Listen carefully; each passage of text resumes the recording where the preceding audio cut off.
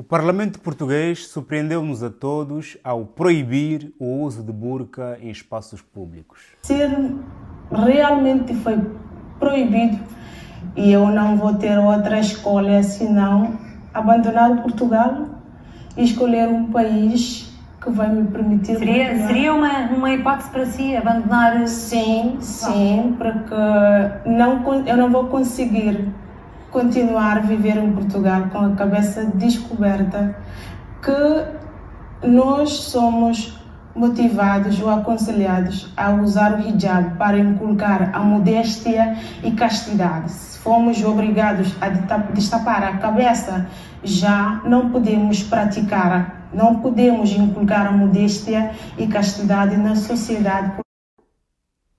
Atenção que estamos a falar de burca,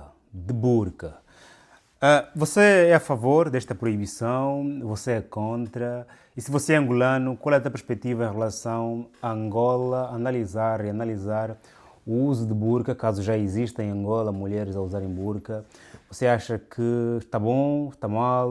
E qual é a análise que a gente faz em relação ao caso de Portugal? Faça like neste vídeo, subscreva-se se faz favor. O governo português justifica a lei como sendo em vista à proteção e também em vista à humanização. Ou seja, ninguém deve ser obrigado, do ponto de vista de religião ou ideológico, a usar uma roupa que possa tapar o rosto. Tapar o rosto em espaços públicos, ok? E as mulheres muçulmanas, islâmicas, usam essas roupas que tapam o cabelo e o rosto apenas em espaços públicos. Então, tanto que em casa elas não precisam de usar essas questões, porque é uma questão de moralidade. Ponto. Agora, Portugal é um país que colonizou muitos países. Okay? A história da colonização, Portugal não só colonizou os países hoje de língua oficial portuguesa, do ponto de vista da força, como também usou colonização por via de religião, da academia, da diplomacia. Portanto, Portugal conhece muito bem esse tema, essa matéria aqui de penetração de outros povos com outras culturas. Portugal conhece melhor do que todos nós que fomos colonizados. Portanto, esta decisão, apesar da lei vir do Chega, alguém podia dizer, não, a proposta de lei do Chega e mesmo assim foi aprovada.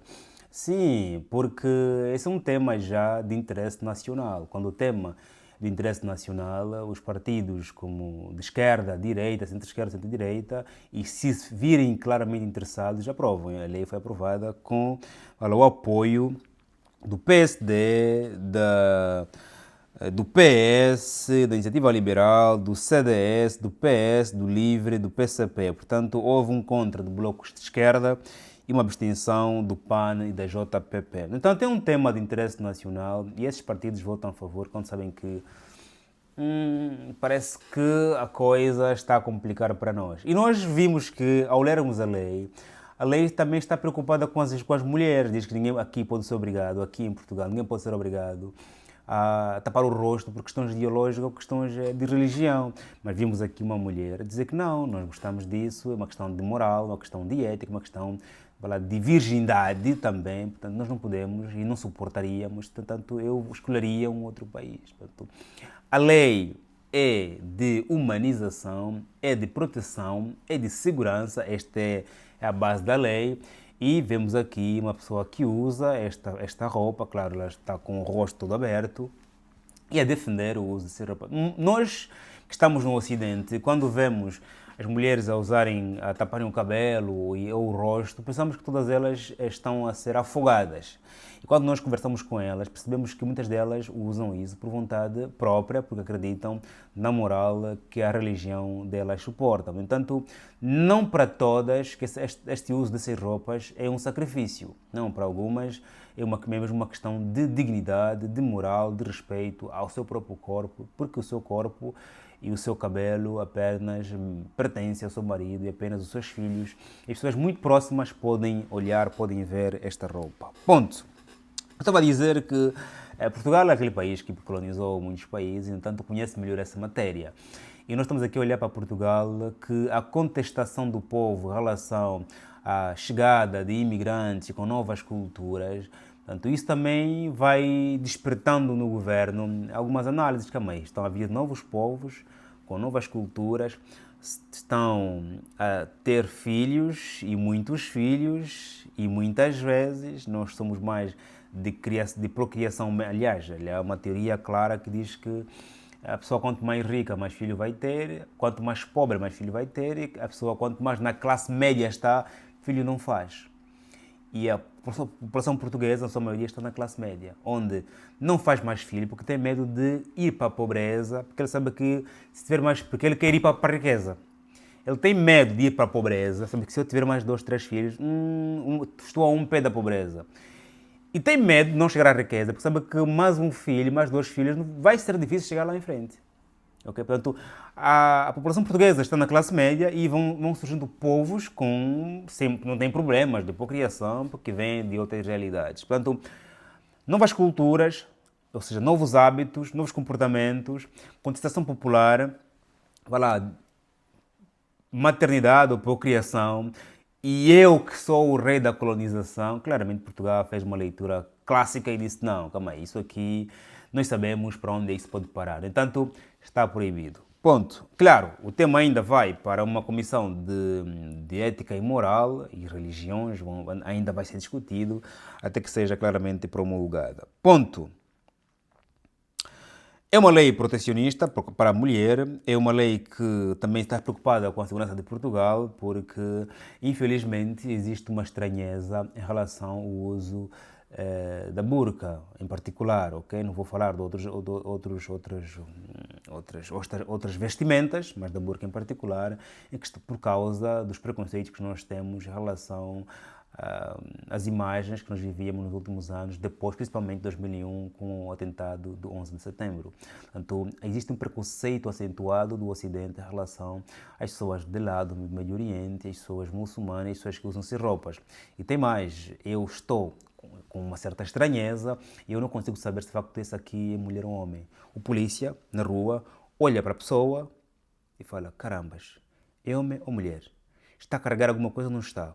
A nossa cultura não está muito linkada à cultura deles, onde o normal é isso. Quem está a usar essa roupa não está a carregar bombas, não está a carregar armas, não é um homem, é mulher. Lá está claro naquelas sociedades, ok? Mas quando chega para o Ocidente, onde quem usa uma roupa que cobre o corpo todo são as madres, irmãs da Igreja Católica, que não aparecem todos os dias na rua, você vê uma madre uma vez por semana, porque elas estão no convento, elas vivem internamente, e quando saem por questões muito importantes. Então, quanto mais pessoas aparecem a usar essa roupa, que não é habitual, cria estranheza. Depois tem fator histórico. Nós colonizamos e usamos religião, usamos formação, usamos ideologias, usamos a força. Estão a chegar aqui pessoas a trazerem novas culturas, novas religiões, estão a habitar cada vez mais o país.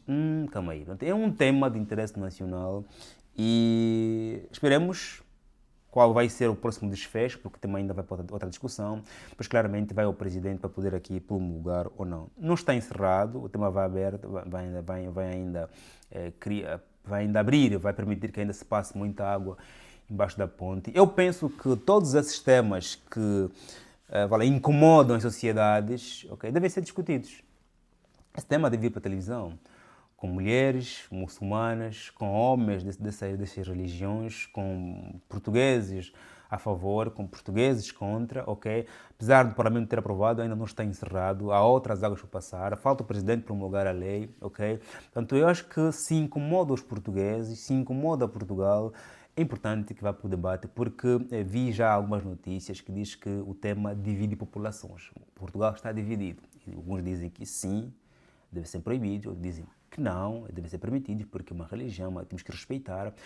Uns também dizem que no país deles nós não podemos circular com os peitos à mostra, cabelo à mostra, com as bochechas lá de baixo à mostra. Porque é que eles aqui devem? Portanto, há uma discussão em volta do tema.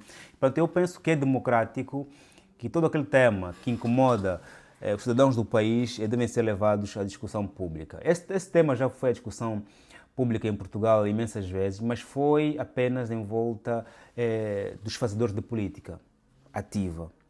Vimos na televisão vimos na campanha eleitoral, foi apenas um tema de alguns debates, foi subtemas, ok? Subtema, ok? Não sei se ocorreram debates nas universidades, não estou em todos os lugares, não vi todas as matérias, ok? Mas sim, isso vale para Portugal, vale para Angola, para Moçambique. Moçambique não digo tanto, porque Moçambique é um país que também é de grande maioria muçulmana também. Para Moçambique esse tema não é assunto, ok?